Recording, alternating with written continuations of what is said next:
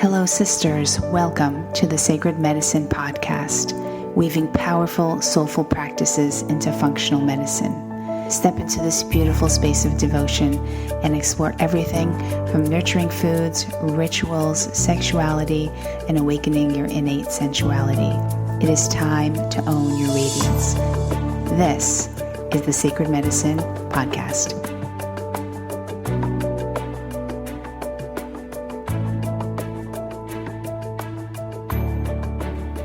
Hello and welcome back to another episode of the Sacred Medicine podcast.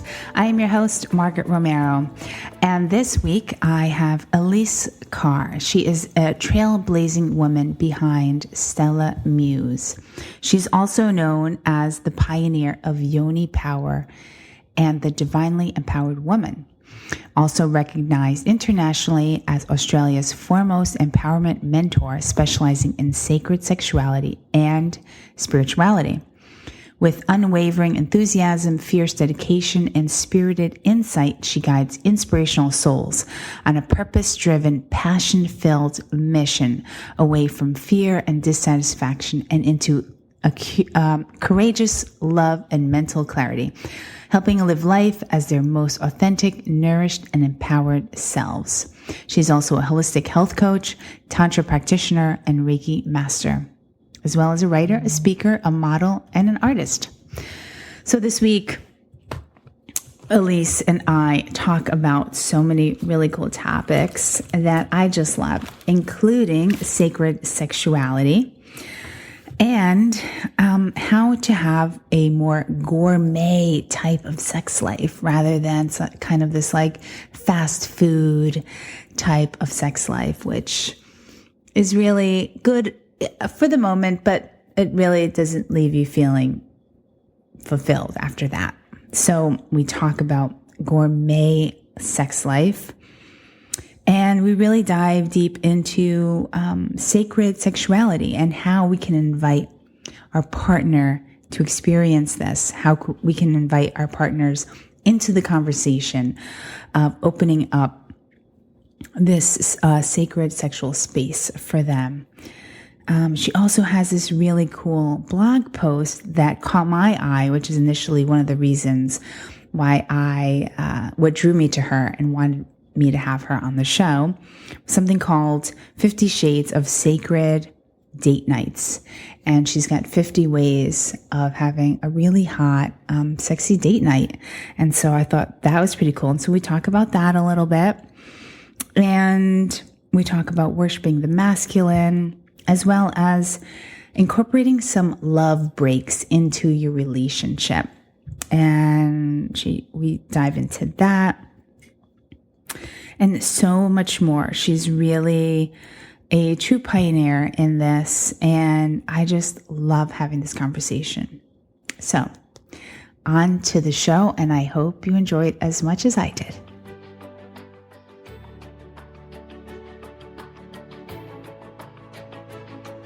Hello and welcome back to another episode of the Sacred Medicine podcast.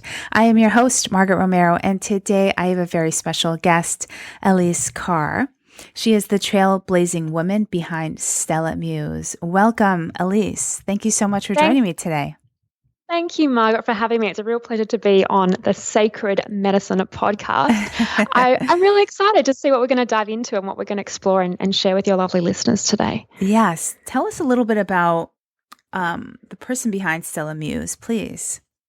The person behind StellaMuse. So a lot of my work that's out there is about sacred sexuality and spirituality. To me, these are synonymous. They're weaved together. While you can have spirituality without sexuality, I don't believe you can have sacred sexuality without the spiritual component. So essentially, StellaMuse and what I'm about is being a guide, being a mentor, being a teacher to assist people along their path to awaken that divine empowerment from within. Now, as a Tantra practitioner, this can mean starting with the body, but my real passion is to assist people in going beyond the body.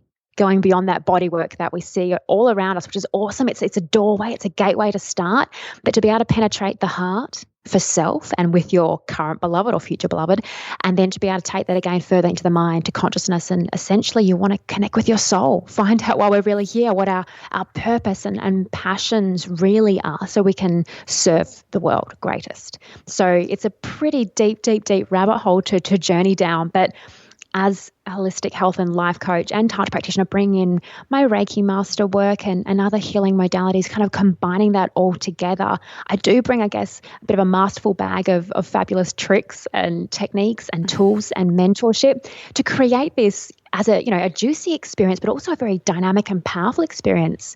We have obviously tears along this path. There's darkness, but there's also light. So understanding that this kind of work is very powerful if you want to commit to it, but it's not just something you kind of put on like a pair of shoes on the weekend. It's actually a lifestyle. So what I'm really passionate about is assisting people to understand how they can make conscious choices with integrity and discernment to change what has been that no longer serves them and step into who they really choose to be, so that they can shine and therefore become their most divinely empowered selves, be that as a woman or a man or however they identify with.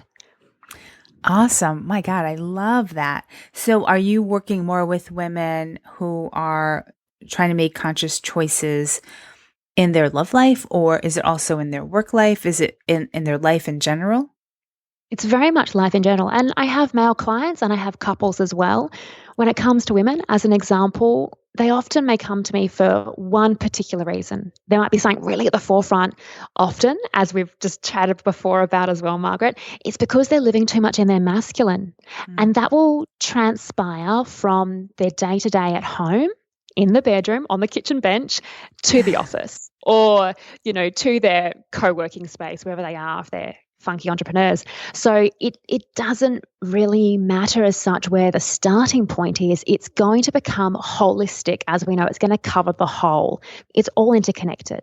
Once we kind of knock one domino over, we realize it's going to connect with the others. So they may come to me because it's to do with their relationship, and we end up realizing that relationship isn't actually the catalyst. It's something that's within them that needs to be worked with. And I'm a firm believer that it often may start, to come to mind or be triggered by a partner, by a career ending or a career, starting, all these things, or having a child or wanting a child. But it's really just a catalyst, because deep down within you, that's the really big part of the iceberg. That's the part that, no matter what you choose, no matter which way you're going to go right now, that part within you is what needs to be nourished or worked through or processed. Forgiveness is one of the big F words I like that usually pops up at this time as well. So to me, it all starts from within. And hence, until we can do that work within, we can't reach our divinely empowered self.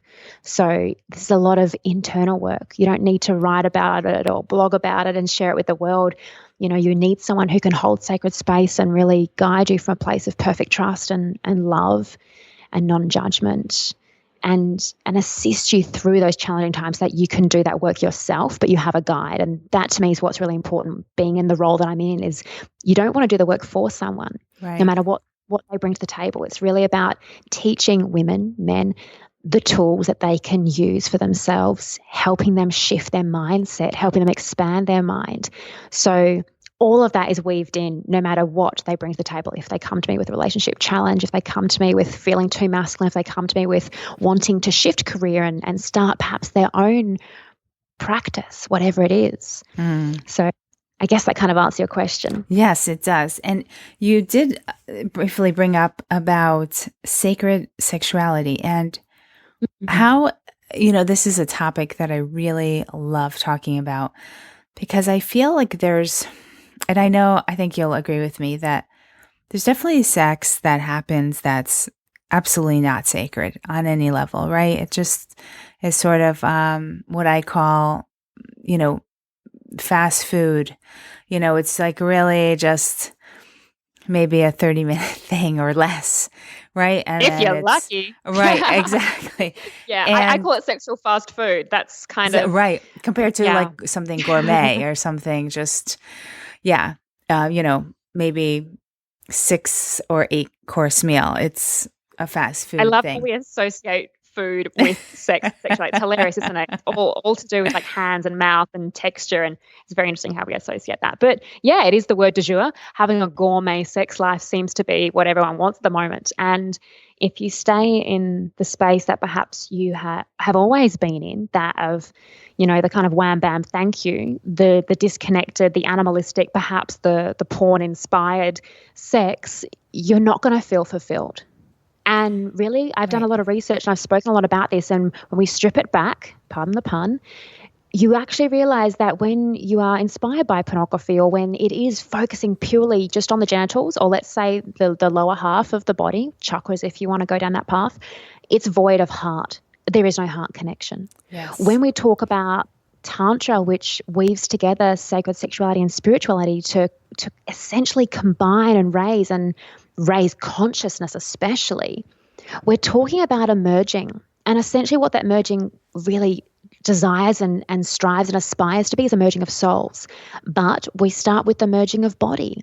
We start with the merging of genitals. We start with the merging of heart and the merging of mind and being present even. Really ask yourself right now, lovely people who are listening, am I actually even present when I do make love with my beloved or that person I'm seeing, or whether it's myself? Because presence often is what's lacking, because without presence, we can't create intimacy. We can't actually have a heart-to-heart connection, and you definitely won't actually be in your body to be able to deeply experience this. Yes, on a tactile, desiring, juicy, sexy, physical level, but to even feel an actual deep, deep connection of heart, to really feel what love making is, the making of love, the creating of love. Mm-hmm. So it is a perspective change as well, I find, with most people, because we are so conditioned and so bombarded by sex. It is everywhere. And someone who's been, in the modeling industry for a couple of decades now, I know that firsthand, because sex is what we use to sell things. Mm-hmm. So we see it everywhere, become very disconnected from the sacred part of our sexual selves. And this is what we're up against. We're up against preconditioning. We're up against all the external forces out there that are telling us sex is just sex. It's just a means to an end. It's just about getting off. It's about feeling good. We don't actually realize how powerful, how intimate, how deeply nourishing, healing even, that time with your beloved, with yourself can be. So this is also intentional as well. That's another thing we need to look at. What's my intention when I step up? Do I just want really just to have a quick release because I've had such a hard day? Or am I past that point where I just go, I want to be held and seen and heard and cherished by my man right now? Right. And if that leads to lovemaking, so be it. It doesn't have to as well. Well, how does one step into that? And I mean, what I see is a lot of women who are definitely on the path and they totally get this conversation, but their man really isn't. Or, how do you shift that? Is it? You mean, how do you change someone else? Or is there something that the woman can do, just kind of bring the guy in so he can connect on a deeper level? Or is that just, if he doesn't come like that already, it's he's not able to?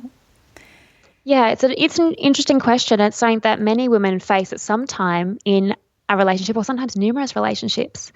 I like to think of, when we step into that empowered feminine space, that part of what we do in a relationship is invite. We want to invite the man, because when you come to, let's say, a discussion, a conversation, which you've asked to create some space for, right? You've got to create space for these conversations. Like, tonight, let's have a chat at dinner. Okay, great. So we agree to this. So when you come to this conversation, it's not a time when you then want to be demanding or angry or aggressive. Right. It's a challenge at times, not to suppress your emotions, but to channel that energy into what's going to really serve. So if you are frustrated with your sex life, if you are frustrated because you're not feeling seen or heard or loved or held, or probably all of those most likely at some time we've had that in a relationship, someone who's struggling to meet you where you need to be.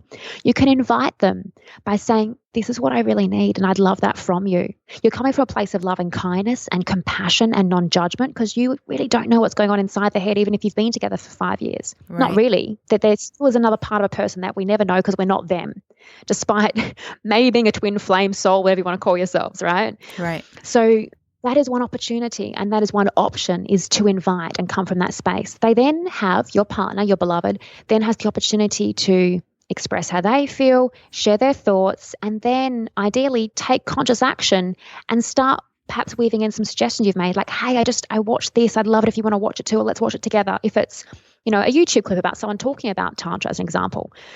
If that then doesn't work, you have to sit with the truth of going, this person doesn't want to take this journey with me. Do I want to suppress my light and ignore my soul and stay in this relationship because I love them more than myself, that would appear? Or am I able to break away from this? You don't have to have a massive dramatic exit. It doesn't have to be that way, obviously. It takes an evolved soul to come from that place somewhat. But you have a choice to stay or go. And I'm not saying to just give up on a relationship. By no means. Your relationship with your beloved is one of the most challenging lessons of life, to be honest, when we think about it. It might be more challenging for some people than raising a child or perhaps a career, because that person isn't actually of you, unlike your child. That's part of you. We have this, connection to a child because that's half of you. The person that you choose to spend your life with, whether it's a year or 10 or a lifetime, there's a different connection there. It takes work. You have to step up and choose them every single day. Some days it's going to be really smooth sailing and you're just going to get each other, and it's going to be bouncing off each other, and it's going to be joyful. Other days it's going to be really deep and challenging. Perhaps both of you are going through different experiences and traumas or challenges at the same time, and it's really hard to be there for yourself, let alone for someone else. We have to understand that these undulating and ebbing and flowing times can be a strengthening opportunity for us. So that said, I find in this day and age, we're very quick to just throw something out because we're done with it. Think of fast fashion, right? You just buy something off the street for $10 and you're done with it the next week because it's falling apart. We apply that mentality at times to our relationships. It's too hard. They don't get me. Oh, get rid of them. I mean, just think of Tinder. You're just swiping people away. So that mentality back, that fast food, that kind of fast sexuality mentality, unfortunately isn't serving us in relationship. So if you're at a crossroads in your relationship, if you're finding it to be challenging, then I say first and foremost, set a time aside to communicate with your beloved and honor that like a date. So phones away, computers away, TVs are off. You're really present with each other, holding space for each other, listening to what each other wants to share and express. And don't forget, hey, we're on the same team. You're on the same team. Don't try and compete. Don't try and put the other one down. Don't try and get that last word in, because what you're really doing is hurting yourself, because when you are attacking them, you're really attacking you. And you'll find that your heart starts closing up, right? As a result of those words, those actions, those thoughts. So come from that place of love and kindness, compassion, non-judgment, and humility with yourself and with your partner. Present that as an offering, an invitation, and take it from there. You'll know within your heart of hearts if this is something you want to continue investing in, because you really believe deeply that this is someone you want to journey with for however long that is. Or you'll know, actually, this no longer serves me. And while I love this person, perhaps they're not actually the person that I'm meant to be taking this journey with. It's not easy, but it is your choice to make. Exactly. Yeah, I like that. So there was something that, there was a blog post that I had read. Well, there's been a few of your blog posts that I just love because they're just so friggin' sexy. And there was one, and I recommend all of the listeners, you have to get this blog post, and I'll put it into the show notes. It's called The 50 Shades of Sacred Date Nights. Can you talk a little bit about that? Yeah, of course. So obviously it can sound like it's purely sex, and this is part of the illusion that I want to break, I suppose. The concept is that we create time, like I like to call them sacred date nights or sacred sessions, where, just like I said, you invite your beloved to have a conversation. You're also going to invite your beloved to schedule time in their planner, their diary, whatever it is, that's non-negotiable, where you both connect. Now, this doesn't have to be making love, or it can be. We have really scheduled lives. We have over-scheduled lives. So the whole point of creating a sacred session that's, so let's say, every Wednesday night, every Sunday morning with your beloved means that you're making them a priority just as much as you are the work meetings, the kids' piano lessons, the ballet class that you want to take, whatever it is, they're in there too. And this is so important. It means I value you. I value us. I'm investing in us, because time is the one thing we can't buy more of, right? It's the one thing. Right. We can gift it, however. So let's gift it to our beloved. Let's gift it to each other. Let's gift it to the relationship. The 50 Shades takes you through 50 different juicy, exotic, interesting, unique, just different ways that you can merge and connect with your beloved. Now, the whole concept here is that we take it beyond just sex. We take it to a place where you're showing up because there's nowhere else you want to be, where you're actually just with that person, making eye contact, breathing them in, connecting with them on all those sensory levels.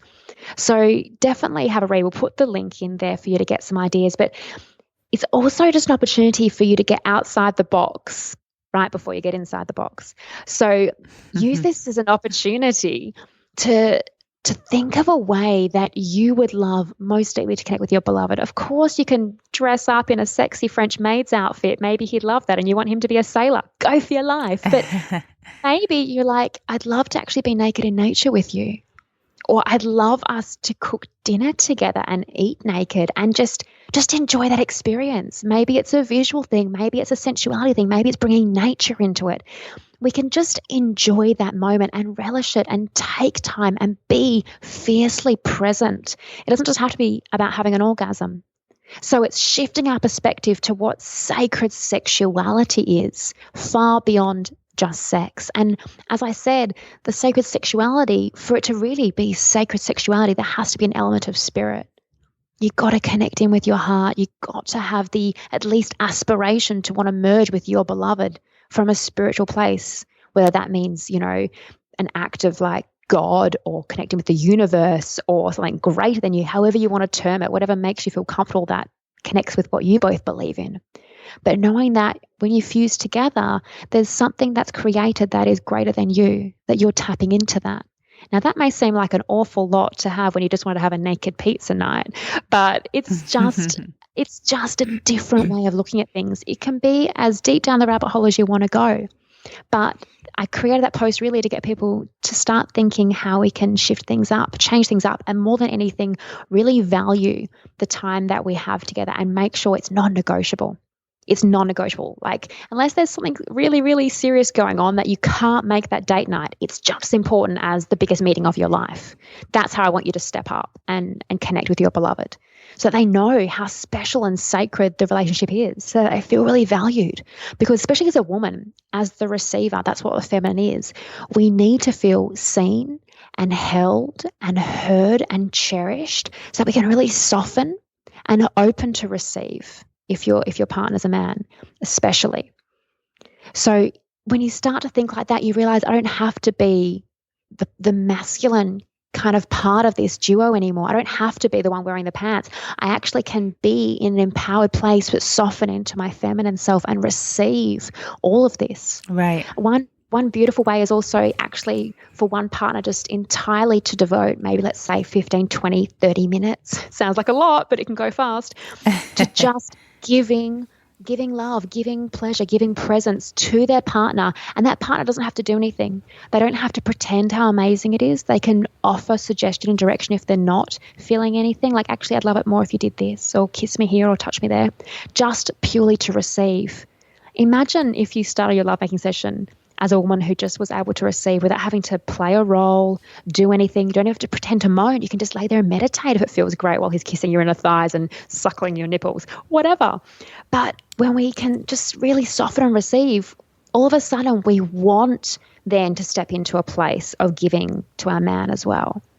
So play with those kind of parts, in the relationship whenever it feels good, or at least ideally get it on a calendar once a week, once a fortnight, once a month, whatever fits in with you both. But nourish that part of you to have that reconnection point as well. And remember why you choose to be together. I love this. And can I just say that I've had the privilege of being able to, yes, I've received, and it's wonderful. And I think men are very conditioned to be the givers, and women, it's just sort of natural, right? We're sort of wired that way, at least if we're truly in our feminine and a man is truly in his masculine. But one of the things that I really love is being able to worship the man. And the what I have witnessed time and time again when I have done that, when I am pleasuring him completely and he doesn't have to do a thing, is this complete, I mean, it's like he settles back and into feeling and just being and just sensing every single thing that I'm doing, that I don't think that men really get that often. Am I wrong? I don't feel like women are like, listen, I'm going to like 30 minutes or however long, 20 minutes. And I'm just going to be, you don't have to do anything. We don't even have to, and it's just like this, like really delicious amount of foreplay. I don't feel that women are doing that enough for their man. Do you agree? Or is it just me? I hear where you're coming from, Margaret. And I think it's a really interesting point.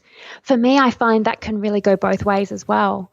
I often find with the women and clients that come to me, once they give that to their man, or perhaps once they receive, there's a pressure then for it to perhaps go to intercourse, whether that, however you want to term it, lovemaking or whatever, if you separate foreplay from lovemaking. But that to me is where the challenge comes up, and this to me is a space that we can all work on, in the sense of perhaps we just leave it at what it is. So yeah, absolutely, take the initiative to just go, tonight I just want to give you this, and then let's just leave it at that and be in that space. No one has to then reciprocate. Right. We're in this reciprocal place where, oh my gosh, you've done it to me, okay, it's my turn now, I better do it. Exactly. Why don't you make that another night? Let some person, one part of the party, just enjoy that, relish in that moment, let them fully just be, and then they might want to go off and have a shower, or maybe have a bath, or go for a walk, or you just want to snuggle up and go to sleep together. Let that be enough and complete and whole in itself. And likewise, if it's the woman who's receiving, she very well might not want to then continue to actual penetration after. She might not want to have the pressure. Let her choose. Or if it's the man that's receiving, let him choose. As long as you feel safe in that container and you trust your beloved, you can be in this space and let that person who's receiving at the time then choose if we continue and go further, or if we just go, you know what, that's exactly what I needed. Thank you so much. I loved that. And we're done. So this is part of the trust and the intimacy and the acceptance of what the other chooses at that time as well. So we're learning to let go of expectations, great expectations. We're learning to let it go and really enjoy what is, brings us back to present, brings back to the now, because it's all we have. So hence that's a bit more of a spiritual way, in a sense, of looking at things, with that focus on the now, at least a conscious way of looking at things, and going, instead of going, okay, great, that was nice, you've given me some beautiful oral pleasure, now I better jump on you and give you an orgasm.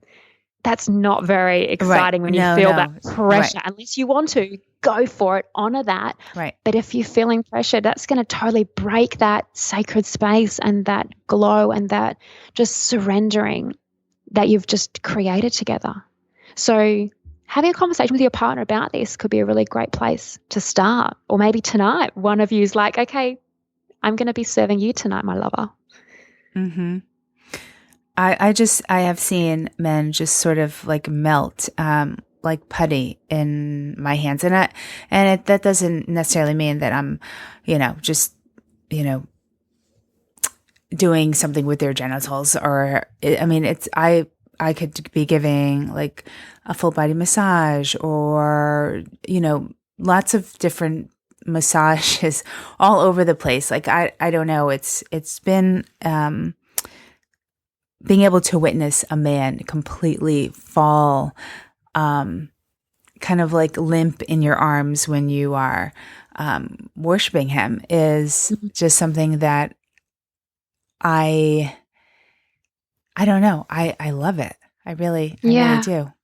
It's beautiful. And we have to remember we have masculine and feminine essence within us. And there are times when a man, especially if he feels he has to be a rock all the time, Right. for family members, for people he works with and colleagues and whoever else in his day-to-day life, perhaps maybe he has a persona almost he feels he has to live into. A shame if he does. But just that burden of must be the masculine, must be the alpha male, must be the type A, whatever it is, and the driver. That's why when he can come into a sacred space with you and you can create that together, or at times just for him to soften and release and relax, he will be held in that space. He will not want to go to another, because that's like very sacred that you've created together, and it allows him to exhale, to also let go. Mm-hmm. So that in itself becomes the release that perhaps ejaculation would normally be. Mm-hmm. You know, Mm-hmm. that's the kind of relaxation and surrendering that we want the man to be able to be in that space, so that when you do choose to make love, he's in a different mind frame. It's not about getting to the end result because he desperately needs to have that physical release and calm, and then all of a sudden it's done. He's not as interested in you anymore because, quite frankly, you're not as sexy as you were 5 minutes ago before he did ejaculate.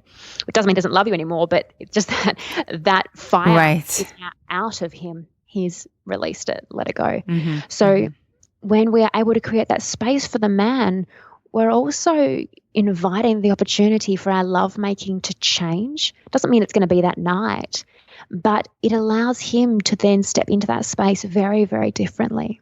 You might even notice sometimes when your man comes home, he doesn't necessarily want to hear everything that's going on or how the children have been or how your day's been straight away. He might need to decompress a little and go have a shower, go to, his part of the house that he likes to go to, grab a drink, whatever it is. And sometimes women need that too, especially if they're in a high drive, high masculine environment.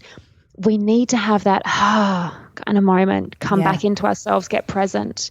This is like that on another level when we can create that space then together.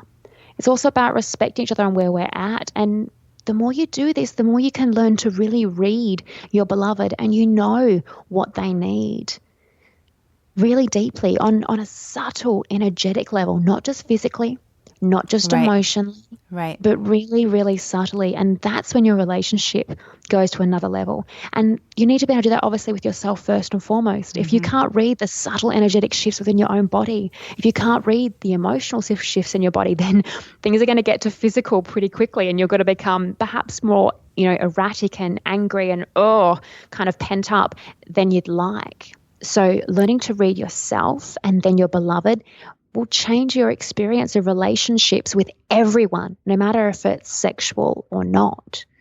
So that in itself I find to be quite a gift if you look at it that way. Yes. Oh, thank you for explaining that a little bit deeper. There's also something else that you talked about that I would love for you to talk about a little bit, because I think, and that's love breaks. And I think that from what I have seen, like girlfriends, they're in a relationship and then they break up and they're kind of a little frantic to maybe start dating again really quickly or get into another relationship really quickly. And you talk about these love breaks. Can you talk a little bit more about that? Sure. Well, it depends how you want to interpret it. How to Take a Love Break is an article I wrote a little while ago, and this means whether you're singled or coupled, it's about taking time to invest either in the couple or, if you are solo at the moment, in yourself. And there's many ways we can do this. And I talk about how important it is to even just drop in and connect with yourself and find out what it is you need in that moment. Let's say, what your passions are, what lights you up, what turns you on.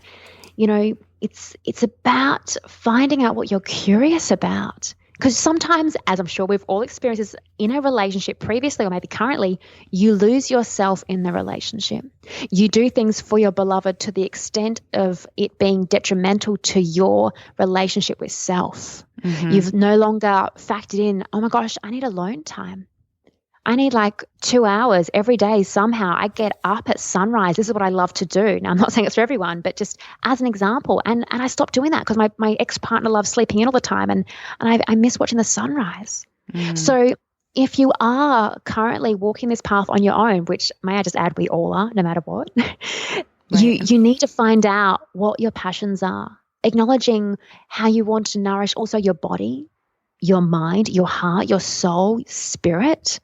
And I give you different ways to do this, from the body all the way through to the mind to your spirit. How important it is also to stay true to yourself, especially at times when you're in a relationship. You know, what does it mean to be having integrity? What does it mean to honor what you really need as well? Now, this doesn't mean that you neglect your beloved if you're in a relationship. It just means that you know you're an important factor in this too. And actually, first and foremost, it is you. Just think of the airplane when the oxygen masks drop down. You need to put that mask on you first so that you are empowered, let's say, have oxygen, have breath, have vital life to be able to then assist, provide, protect, look after your beloved, the children. So we need to have that check-in with self. What do I need to do to stay true to me? Does this feel right? Is this aligned with my heart? It's getting you to really take a love break to drop in deeper with yourself. And this requires you also to be really present and listen. It might mean that if you're in a relationship, you need to be really present and listen to your beloved. Perhaps you really haven't heard how they're going. I mean, deeply, like you might know their day to day, but maybe something big's been happening internal within them. Maybe they're on the path and they've been doing some really deep internal work and they haven't actually had an opportunity to express what's going on with them. And they'd love to share it with you. Invite them and just listen. You actually don't even need to process everything they're saying. What they're saying is secondary. The most important thing, the primary thing, is you holding that space and being present with them. Eckhart Tolle is brilliant about talking on this topic, especially, in A New Earth. It's been a book around for some time now. If you haven't read it, take it on your love break. Read it to each other if you're with your beloved or just yourself. And you can even recite a simple mantra when it becomes to being present or listening on your own, just reminding yourself, I let go, I forgive, I am love, whatever it is that comes to you. So there are just a few ways that you can weave into a time that you've set just for yourself. And this can be, half a Sunday, or perhaps you take yourself off on a mini break. Or likewise with your beloved, you just find a time where you both have a couple of hours, or maybe you do schedule in this as the holiday, as the purpose. You're not going off to go safari or go, swim with the dolphins. You're actually just going, this is actually about us coming together. This is why we need to take this holiday. This is why we're going to, take the car and drive for a couple of hours and go be in nature. So this is what's so powerful when we take a love break, that we're really connecting to ourselves on a deeper, more intimate level, whether we're coupled or not. And then we can come back refreshed, yes, but we can come back with more clarity and perspective. Ideally, a reconnection to our integrity, a reconnection to our why, our reason for why we want to show up the way we do. Maybe we've changed our why. Maybe we realize we haven't been listening to our truth and that what we've been doing in our day-to-day life doesn't nourish us. It's not why you're here. Maybe there's a voice that tells you that. You need to create time and space, no matter what your relationship status. And that time and space is what opens you up to being the channel. However you want to look at it, whether you consider this as being spiritual or not, but just opening yourself up to something greater, to perhaps gain some insight, gain some guidance, gain the downloads, whatever you want to call it. And start applying that, because the other thing we have to do is then take action. It's all well and good taking a love break and going, great, I found this out. I now realize I've got to do this. And then you sit on it for, 6 months. Maybe you need to if you're going to keep doing the work and it needs to percolate. But often it just kind of gets shoved at the back of our mind and we carry on with our 9 to 5 or our 8 to 7 and we don't make any active moves. So please actually, once you take this time and invest in yourself, take action. It's such an empowering step of the process. You have to action it, implement it, and let it become part of your new way of life, your lifestyle as such. Because if you're on this path, it is a way of life. You can't be spiritual Monday to Friday and then YOLO, kick up your heels and whatever happens on the weekend. This is a dedicated way of living. So be authentic and step up for you and or your beloved. And what about, and I'm sure women have come to you to ask you about this, what about women who are like, I can't take a break? I mean, I don't have any extra time to take any break, to read, to be alone, to go on that hike, to even to spend one night somewhere else with, their beloved. So how can they bring this into their already busy lives? Yeah, it's an awesome question. And yes, I do have many women who have over time brought that exact same concept up. There's two parts. One, we take the tough love approach and go, well, actually, you could make some other choices, some conscious choices, and really find out what your priorities are. Because there would be time when you're scrolling Instagram, watching trashy television, and perhaps, meeting up with someone that you actually don't want to keep in a friendship zone anymore. You're doing all these things because you think you should be, or it's just easy or whatever. You're actually not restructuring your life in the way you want to, so that you have time to go walk your dog on the beach, so that you actually have time to perhaps read a book and be with yourself instead of catching up with that person who just complains all the time and actually isn't really someone you want to be around anymore. Now, that in itself is a challenge, and we could probably dive into that another time about friendships that break away on the path. We know this, though. Friendships break away. Absolutely. Loved ones leave your life. It's just what happens. It's organic. The other part is if someone isn't ready to that's a pretty big thing, to change big parts of their life. If they're not ready yet, if they're not ready to change their career, if they're not ready to stop working on Fridays or working, really long hours, or perhaps just carve out half a day on a weekend for themselves, then we start with baby steps. And that might be, okay, when I brush my teeth, I'm just going to make eye contact with myself and just connect and just be in that moment. I'm not checking my phone, multitasking while brushing teeth as an example. Whatever it is, maybe it's while you eat your lunch. You don't eat it at your desk, you go outside. Once again, you're not on your phone. You don't even perhaps sit with someone. You're just enjoying your food and connecting with yourself. Likewise, when you're in the shower, when you're washing your body, you have gratitude for your health.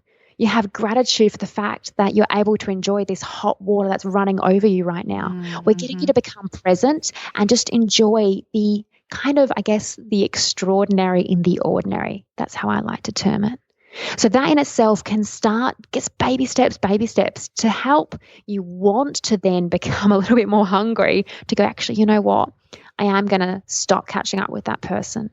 I'm just going to send them some love and do it whatever way feels right for you, but you're just going to pull back, because you actually have other places to be. And maybe that place for you is on your couch reading a book, because that's what nourishes your soul. And right now you need that more than ever. So it's about checking in with yourself, like we mentioned, the love break, and going, what's going to assist me where I'm at right now? What do I really need right now? And this isn't about being selfish. This is about understanding that you're like a beautiful watering can. And if you keep watering the roses, eventually you're going to become empty. So you need to stand still and let the rain wash over you, fill you up again, so that then you're ready to go out there and serve. You have to be able to nourish yourself. Otherwise, like you mentioned before we had a chat, before we started talking, Margaret, this is what can lead to adrenal fatigue, right?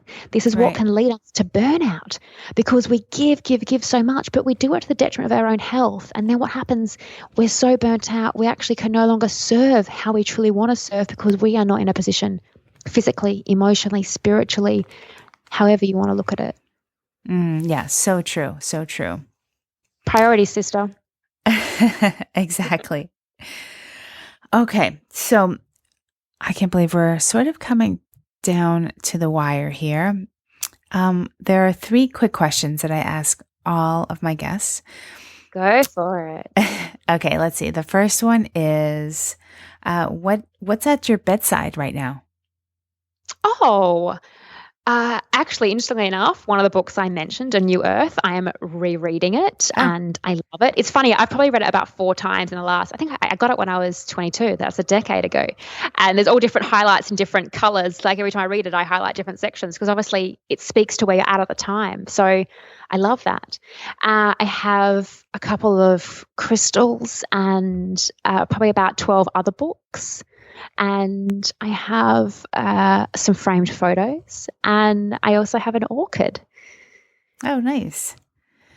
And what is your biggest indulgence? Wow. That's such an awesome question, and I could answer it in so many different ways. Sometimes I do what I need to do for me, and that's make sure that I have at least an hour to an hour and a half every morning to do my practice, to do my meditation, to do my mindfulness. And that doesn't include an hour at the gym or at bar class or anything like that. That's separate.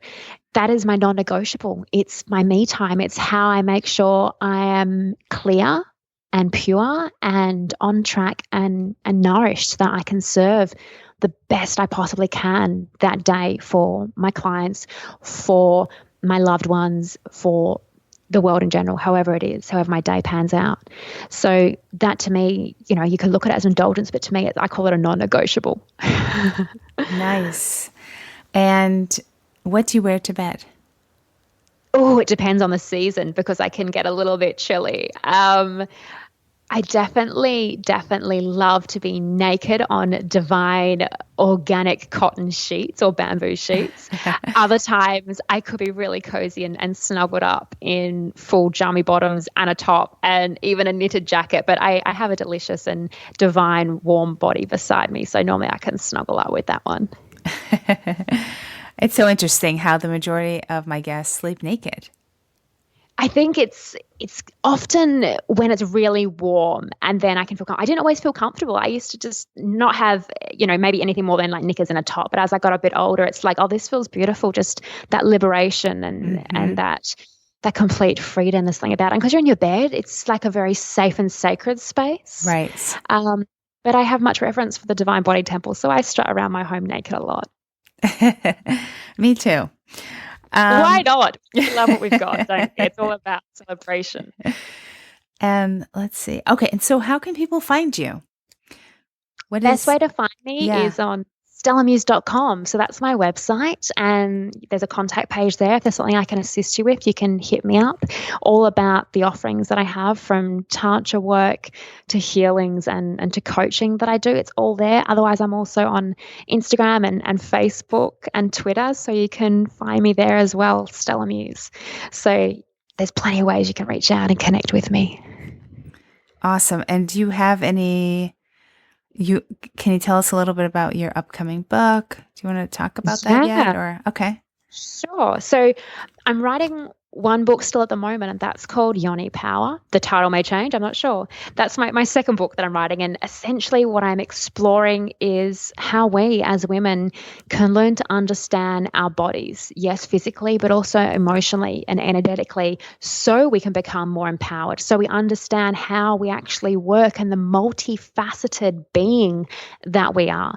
It's very juicy, it's very practical, and I've also been interviewing women from around the world who want to share their personal yoni, being your sacred sexuality place, being your womb, being the entire female reproductive area, if you're not sure of that word, sharing their journey. So some women have shared their journeys of childbirth, some women have shared their journeys of gang rape, some women have shared their journeys with self-acceptance, all different things. There's a myriad of stories, and amid the heartbreak and the tears and the joy and the laughter, there's a beauty that we are all part of the same fabric, that even if you're not a mother yet, even if you haven't experienced sexual abuse, that you can have a deep understanding, a deep reverence for the power of the feminine and what we've gone through the ages. And that to me is very empowering. So if there's any women out there who are listening who would love to share their story, it is anonymous. Parts of it may be used in the book, but in itself, most women who've actually written to me then write back to me after going, oh my gosh, that was such a liberating experience, just completing, the questionnaire and sharing their story. So that's one part that I'm working on. And my other novel is Runway, which I'm about to sort out publishing with that, but that talks about the unglamorous side of the modeling industry. As I may have touched on, it's something I've been a part of for 25 years now. Mm-hmm. So I know that world. And what I was really passionate about when I shared this story is that we need to have a belief in self. And that goes far, far beyond whether you're a model or a dancer or an actress or in any of those machines. In general, we need to have a belief in self. And it is about integrity and discernment and conscious choice. So many of the things that I talk about on a conscious tantric path in this kind of way of life, it's integral for all of us. I just happen to have packaged up in this story about a 20-something-year-old international model because that was my life at one stage as well. So I spoke from a place of authenticity and truth in that. And many young women this day and age, no matter what they're drawn to or what their hobbies are or their work is or their studies, they need to understand that they themselves have much more choice than they realize. And that to me, when we can understand that we have the choice, the ability to make conscious choice even, we can really empower ourselves.